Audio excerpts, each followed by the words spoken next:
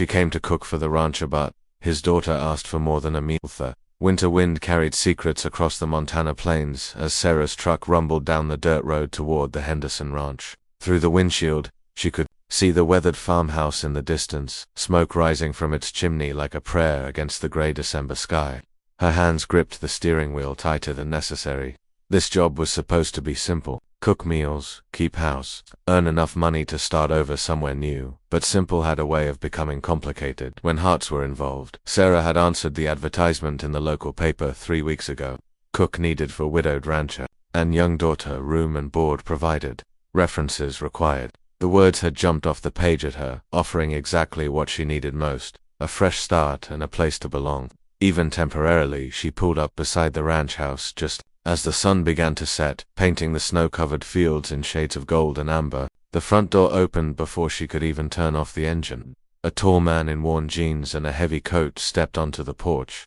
This had to be Jake Henderson. Even from a distance, she could see the weight he carried in his shoulders, the careful way he moved, like someone who had learned to be cautious with hope. Behind him, barely visible in the doorway, stood a small figure, his daughter, Emma, 7 years old. According to the letter Jake had sent in response to her application, the same letter that mentioned his wife had passed 2 years ago, and that Emma had been struggling with some things since then. Sarah gathered her courage along with her suitcase and stepped out into the crisp winter air. "Miss Sarah," Jake's voice carried across the yard, uncertain but warm. "That's me."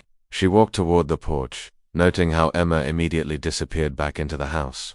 "Thank you for giving me this opportunity, Mr. Henderson." "Jake, please," he extended a work-roughened hand.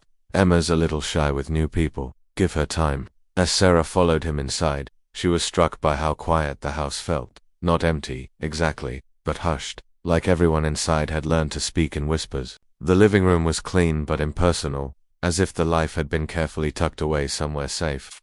"I'll show you to your room," Jake said, leading her down a narrow hallway. "Emma's is right next door, and mine's at the end. The kitchen's yours to do with as you please. I'm not much of a cook, so we've been living on sandwiches and canned soup mostly." Sarah's room was small but comfortable, with a window that looked out over the corrals and fields. She could see horses moving through the snow, their breath creating small clouds in the cold air. It felt peaceful in a way she hadn't experienced in years. That first evening, Emma barely spoke during dinner. She sat at the kitchen table, pushing Sarah's homemade meatloaf around on her plate and stealing glances when she thought no one was looking. Sarah had made mashed potatoes too, real ones not from a box, and green beans fresh from the freezer. "This is really good," Jake said, and she could hear the surprise in his voice. "Been a while since we've had a proper meal." Emma nodded silently but didn't eat much. After dinner, she helped clear the table without being asked, her movements careful and precise.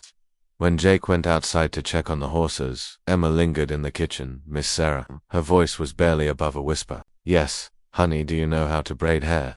The question caught Sarah off guard. She looked down at Emma's tangled blonde hair, noting how it had been pulled back into a messy ponytail that was coming loose. "I do," Sarah said gently. "Would you like me to show you?" Emma nodded eagerly, the first real expression Sarah had seen from her all day. They sat together at the kitchen table, Sarah's fingers working through Emma's hair with careful patience. As she braided, Emma began to talk, her words coming slowly at first, then faster, as if a dam had burst. "Mama used to braid my hair every morning before school," Emma said. "She made it look like a princess. Daddy tries," but she trailed off, not wanting to criticize. "Your daddy's learning," Sarah said softly. "Sometimes daddies need practice with hair things. He cries sometimes," Emma whispered, so quietly Sarah almost missed it. "At night he thinks I don't hear, but I do. I think he misses Mama as much as I do." Sarah's hands stilled for a moment. She had come here to cook and clean, not to heal broken hearts. But looking at this little girl, seeing the careful way she held herself, Sarah realized some jobs found you whether you were looking for them or not. The next few weeks fell into a rhythm. Sarah cooked hearty breakfasts before Jake headed out to work with the cattle. She packed lunches for Emma to take to school, always including a little note or a special treat. Dinners became longer affairs, with conversation flowing more easily as Emma grew comfortable, but it was the evenings that mattered most. After dinner, Emma would find reasons to stay in the kitchen while Sarah cleaned up. Sometimes they would bake cookies together, or Emma would do her homework at the table while Sarah prepared meals for the next day. And every night, Sarah would braid Emma's hair for the next morning. "Miss Sarah," Emma said one evening as Sarah worked on a particularly intricate braid, "do you think Mama can see us from heaven?" Sarah's fingers paused. These were the moments she felt least equipped for, when a little girl's grief demanded more than she knew how to give. "I think if there's any way possible, she's watching," Sarah said finally. "And I think she's proud of what a strong, kind girl you're growing up to be." Emma was quiet for a long moment. Then, "I pretend sometimes that you're my mama, is that okay?" The words hit Sarah like a physical blow. She had expected to cook and clean and earn her money and leave. She hadn't expected to fall in love with this broken little family, to want to stay and help piece them back together. "Oh, sweetheart," Sarah said, her voice thick with emotion. "That's more than okay." It was Jake who finally brought everything into the open. Sarah had been there almost 2 months when he found her sitting on the porch after dinner, watching Emma play with the barn cats in the yard. "She's different now," he said, settling into the chair beside her. "Happier. I haven't seen her laugh like that since—" He didn't finish the sentence. "She's a special little girl," Sarah said. "She is, and she's lucky to have you." Jake was quiet for a moment. "We both are." Sarah felt something flutter in her chest, a dangerous hope she'd been trying to ignore. "Jake, ... I know this isn't what we agreed on," he said quickly. "You came here for a job, not to fix a broken family. But Emma asks me every day if you're going to stay forever. And honestly, I find myself hoping you will too." The wind picked up, carrying the scent of snow and possibility. Sarah looked out at the ranch, at this place that had somehow become home without her realizing it. In the yard, Emma was teaching one of the cats to sit, her patience infinite, her joy infectious. "I never planned on this," Sarah said softly. "Neither did I," Jake replied. "After Clara died, I thought that was it for us, that Emma and I would just get by, day by day, until she was grown and could make her own life. But you've given us something I didn't know we could have again." "What's that?" "A family." 3 months later, Sarah was still there, not as the hired cook anymore, but as something much more precious and permanent. The transition had been gradual and natural, like seasons changing. Her belongings had migrated from the guest room to the master bedroom. Her name appeared on the mailbox alongside Jake's. Emma's hair was always perfectly braided for school, and her laughter filled the house in ways Sarah had never imagined possible.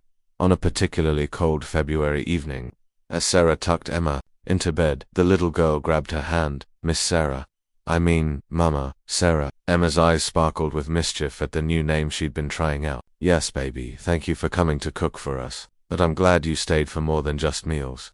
Sarah kissed Emma's forehead, breathing in the scent of her shampoo and the lingering warmth of the day. "Me too, sweetheart." Later, as she and Jake sat by the fireplace, his arm around her shoulders, Sarah marveled at how life could surprise you. She had come to Montana looking for work and found a calling. She had agreed to cook meals and discovered she was hungry for something much more substantial: love, family, and the kind of home that lives in hearts rather than houses. Outside, snow began to fall again, blanketing the ranch in pristine white. But inside, the house was warm and full of the sounds of a family settling in for the night. Emma's soft breathing from her room, Jake's gentle snoring from the couch, the tick of the old clock in the hallway. Sarah pulled a blanket over Jake and kissed the top of his head before heading to check on Emma one more time.